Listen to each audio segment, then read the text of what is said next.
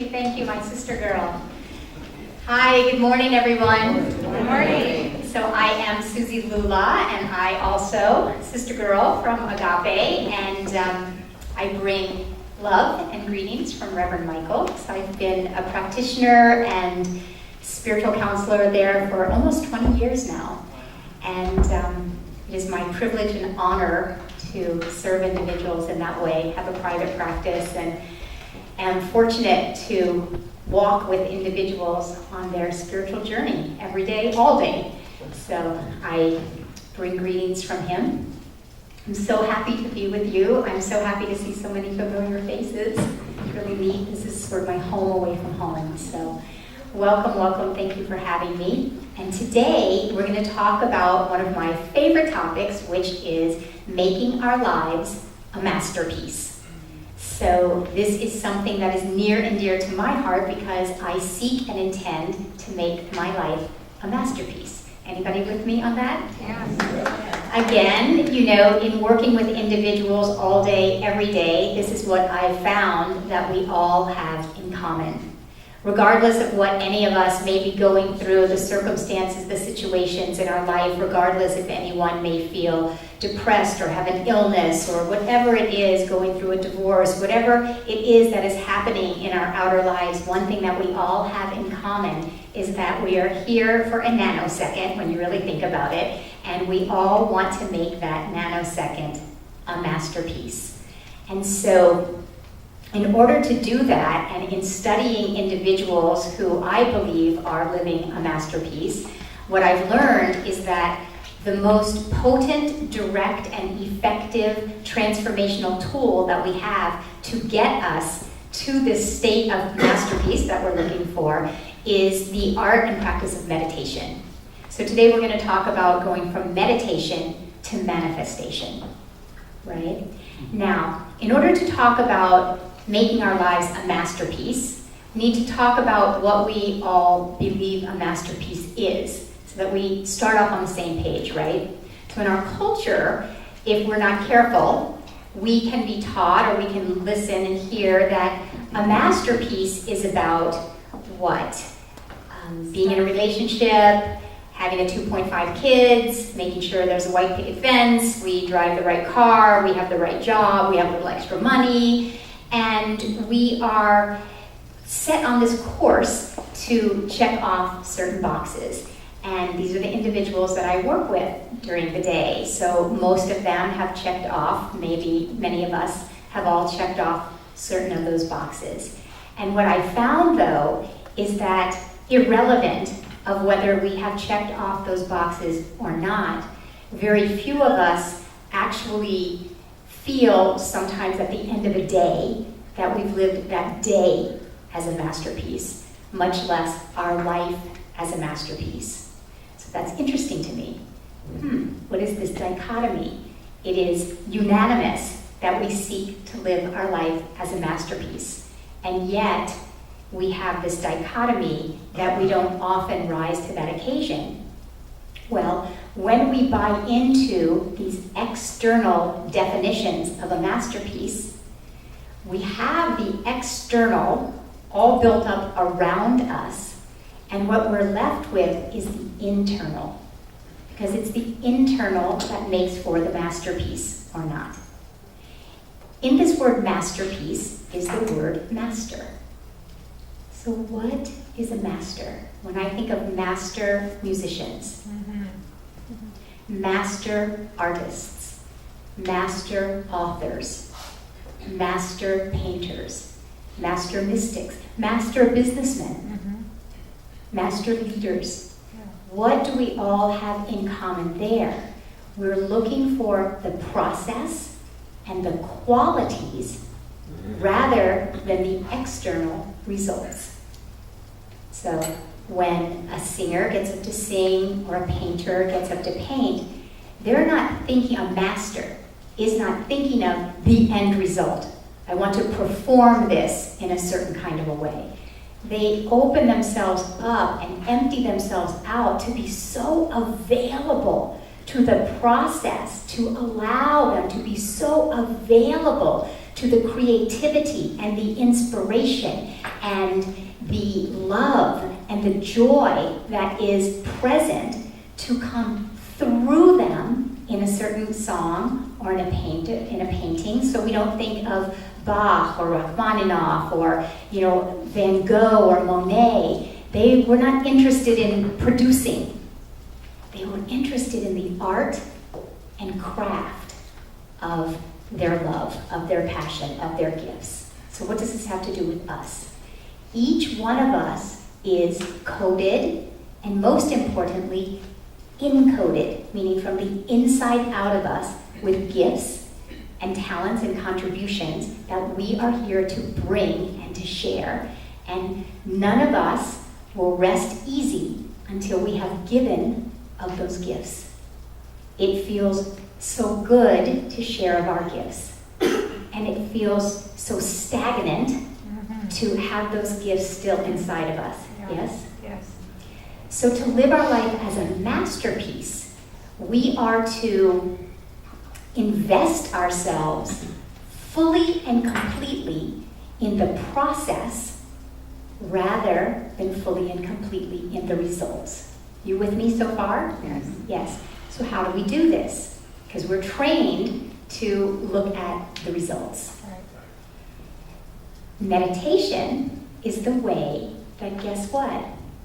We get to become still and sit with ourselves, right? So when we sit and we close our eyes, that is a metaphor. Closing our eyes is a metaphor for turning away from all of these results, turning away from the external world, and turning inward to ourselves. So there probably isn't a day that goes by that a client doesn't come to me asking about starting a meditation practice or a challenge with sustaining a meditation practice. Has anyone had that experience here? Yes. So beginning and sustaining a meditation practice. Why is this? We are externally focused.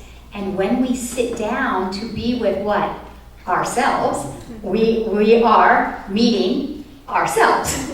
And that includes the content of our consciousness, both individual and collective. There's a Sufi saying, to he or she who can most perfectly practice inactivity, all things are possible. So think about that. It's counterintuitive to our culture. To he or she who can most perfectly practice inaction, all things are possible. All things are possible by sitting in a chair with your eyes closed. All things are possible by sitting in your chair with your eyes closed. Why is this? Because the greatest liberation, the greatest freedom that we have is liberation over our own consciousness. The greatest freedom we have is liberation over that consciousness that we meet when our eyes are closed.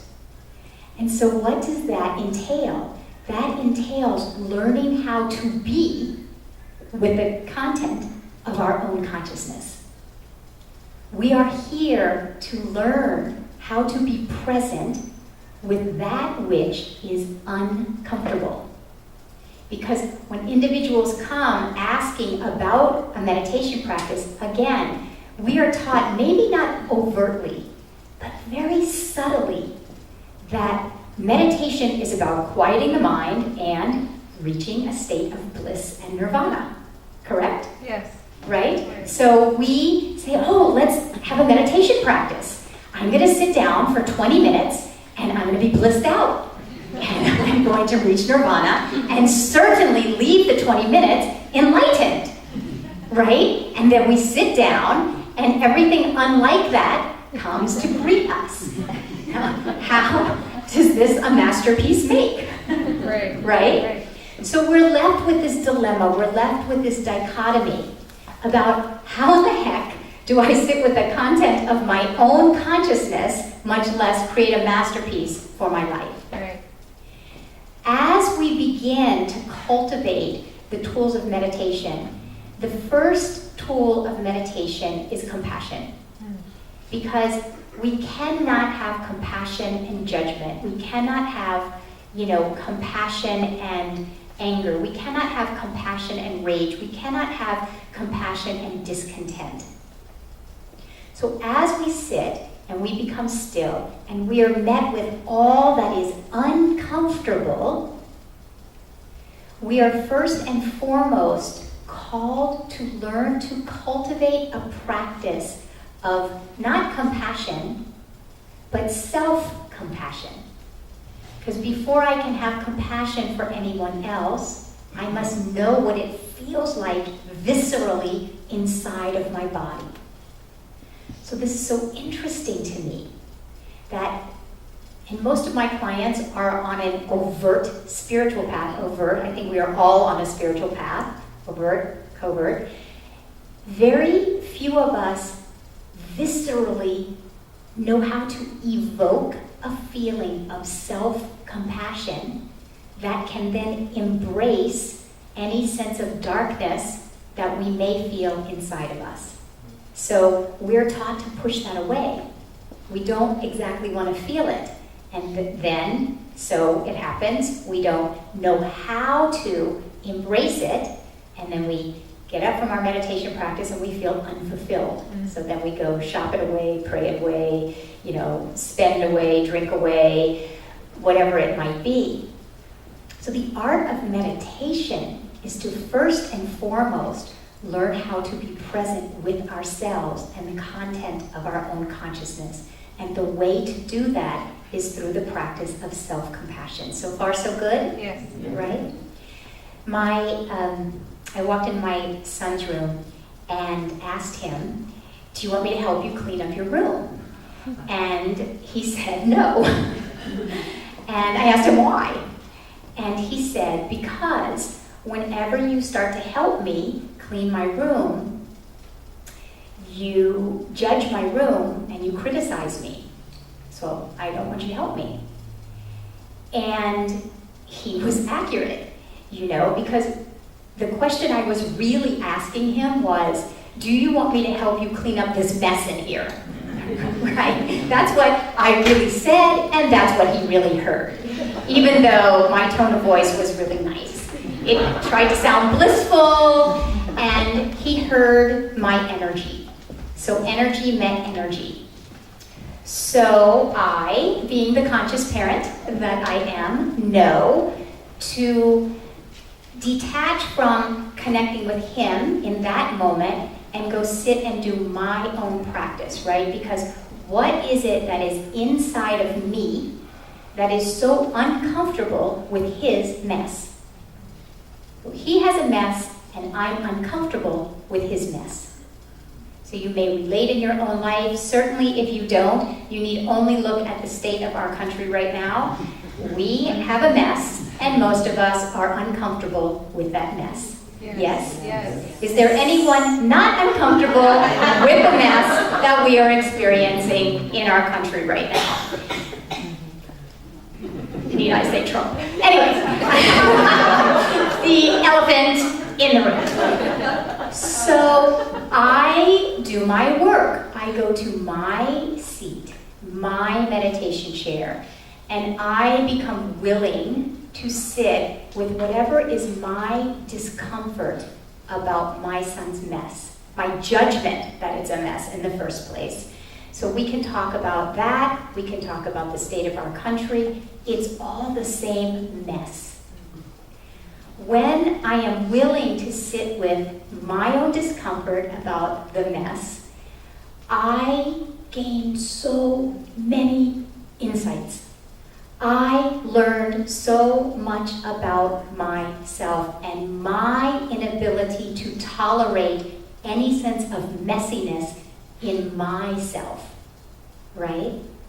So now, because I have compassion for myself rather than judgment, so now I'm not judging myself for my inability and my discomfort for being with his mess. Are you following me? Instead, I'm having compassion. Oh my gosh, I have an amazing son And I can't even be present with a mess in his room, right? How in the world am I going to be comfortable with the mess in this country? Much less the mess inside of myself sometimes. When I find compassion for myself, I found so many insights.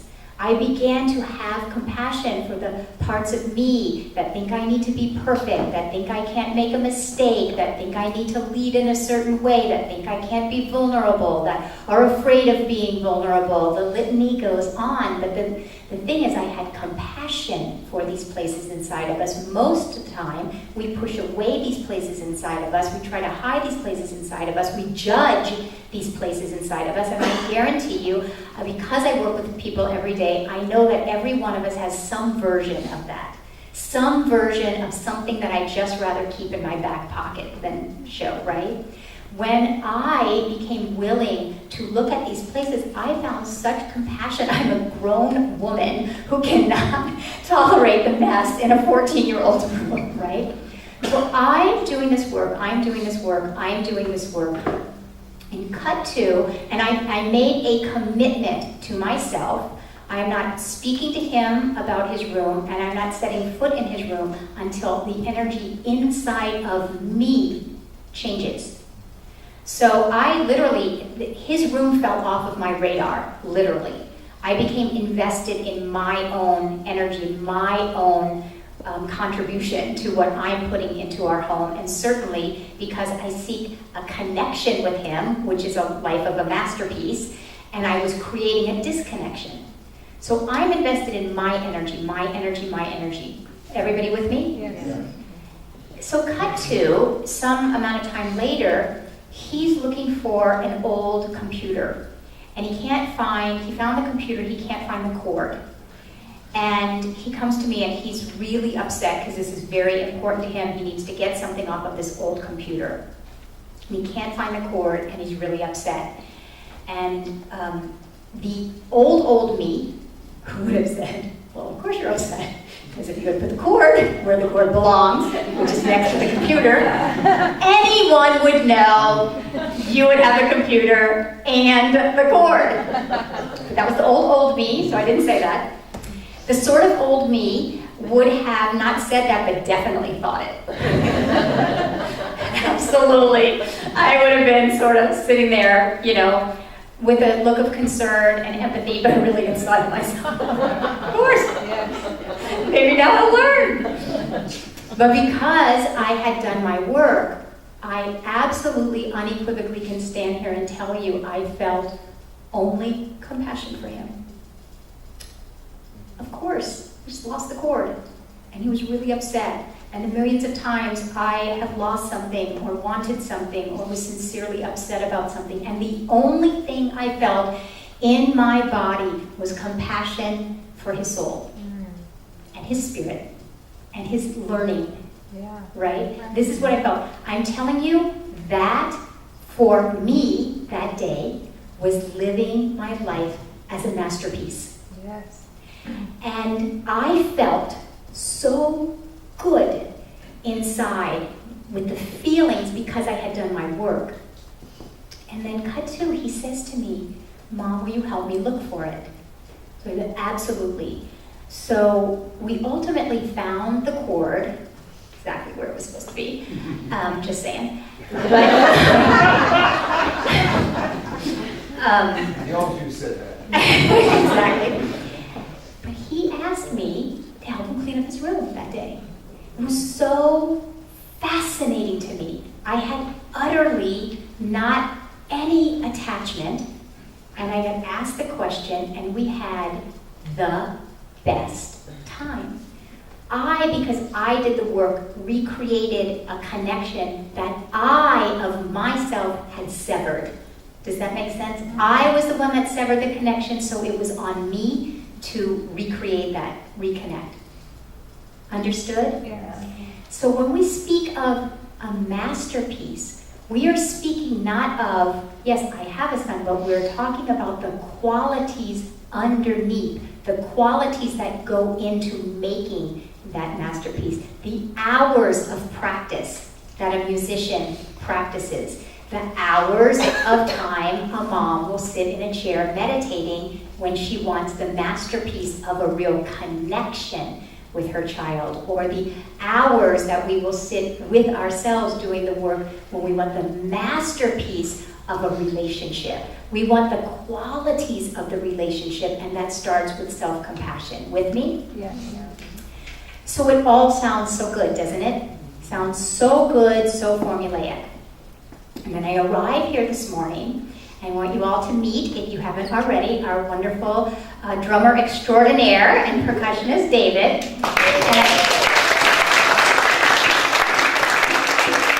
And I get here this morning and find out he got pulled over this morning by police. Does anybody not get the implication? Yeah. Right? Does anybody not get the implication here?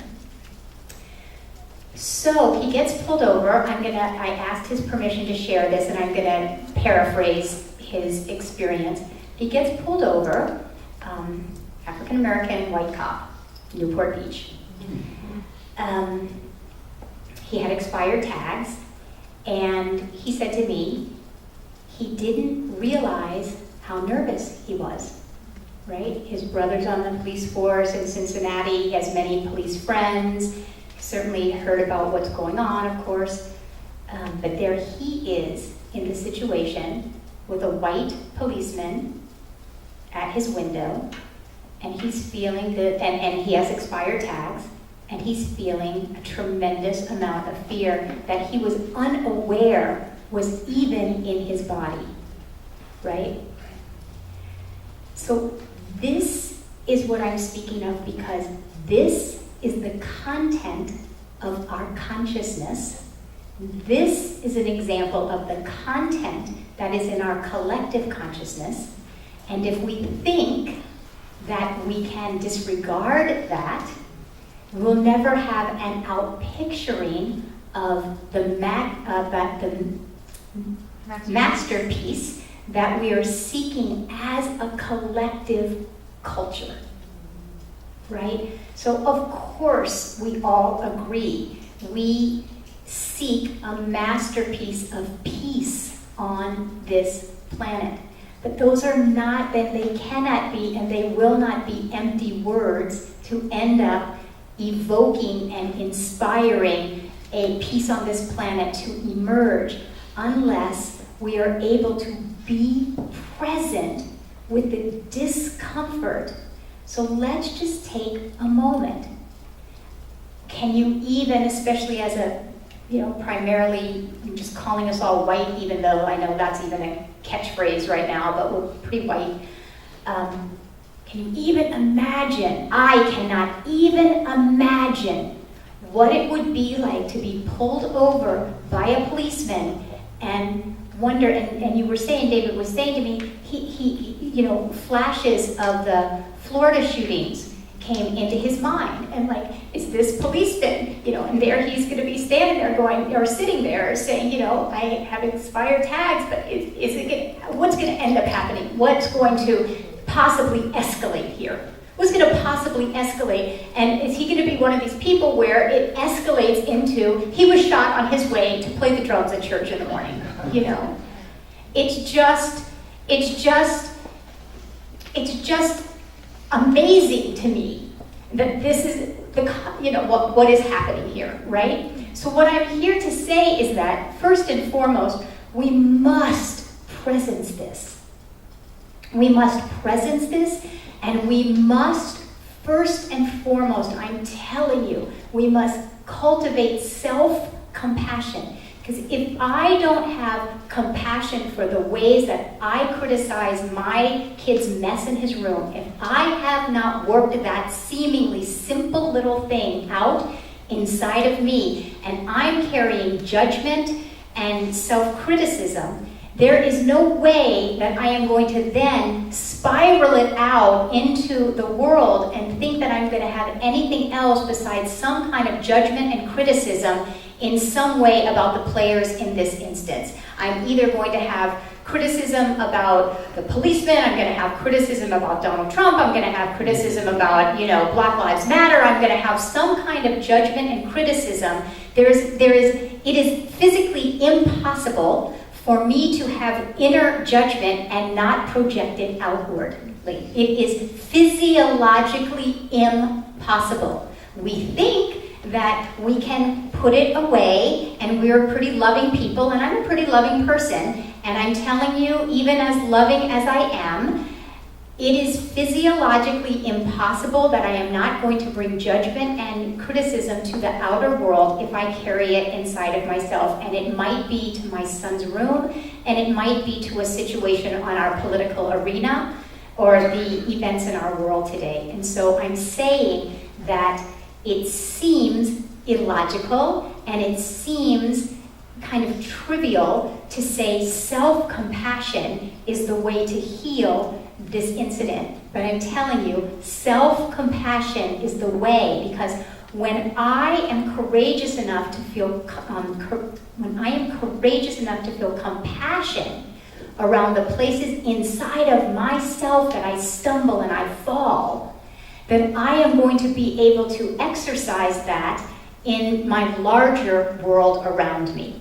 That is what I will then feel towards my son, my husband, my family, my friends, my coworkers, my community, and my culture.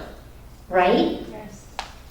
Now, is there anyone that is not opinionated about this election? Please stand out, because you are the person that should be standing here. This is our work, right? This is our work, is to have such compassion in our own hearts that we can rise up into our highest selves and bring that highest self back down into the events that are happening in our world and in the world, right? So our time of meditation, I like to call it a love affair. I think of my meditation practice as something that I am going to have for the rest of my life. And so I think about it as if I'm in a long-term intimate relationship, right? And I go to my chair as if I'm going to my love relationship.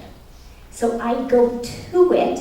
So you think about, has anybody in here not ever been in love before? Because it's that feeling when you first fall in love with someone and you just love everything about them, including all of their foibles and including all of you just have this way of utter acceptance when you're falling in love with someone. So this is how I go to my meditation practice, as if I'm in this long-term love affair at the beginning, I should say, at the beginning, right? And I treat myself to move into my higher self. We're interested in going into our higher realms, the realm of inspiration, the realm of creativity, the realm of unconditional, infinite possibility, because we're there to have an encounter with the highest potentiality of our life, an encounter with the highest possibility of our life, to have an encounter with the highest potential for our world, the highest potentiality for our planet. So we are there to meet the highest part of ourselves, and certainly the highest part of ourselves has no problem embracing the lowest part of ourselves. So we meet in the oneness, right? And this is what I'm inviting us all to do, and guaranteeing us that when you make it your practice, a non-negotiable, daily, consistent practice, to go and have a love affair, you will absolutely have an encounter with your highest self, and you will meet the places inside of you and the gifts that you have to bring and the talents that you have to give and the compassion that you have to share, and then you will bring that back into your world, and you will have the experience of living your life as a masterpiece. Make sense? Yes. Okay. So we gotta end with a practice. So I want us to all practice, and we're going to practice around our world, our collective world. So we're going to just gently close our eyes. And we're going to start with ourselves. We're going to take ourselves up to the upper room. So we just allow ourselves to rise up in consciousness, to become aware that there is a presence that is infinite. It is surrounding you. It is embracing you. It is enveloping you. This is a presence of universal, unconditional love. It is everywhere present. There is not a space in which it is not, and it is exactly, precisely right where you are now. Open your heart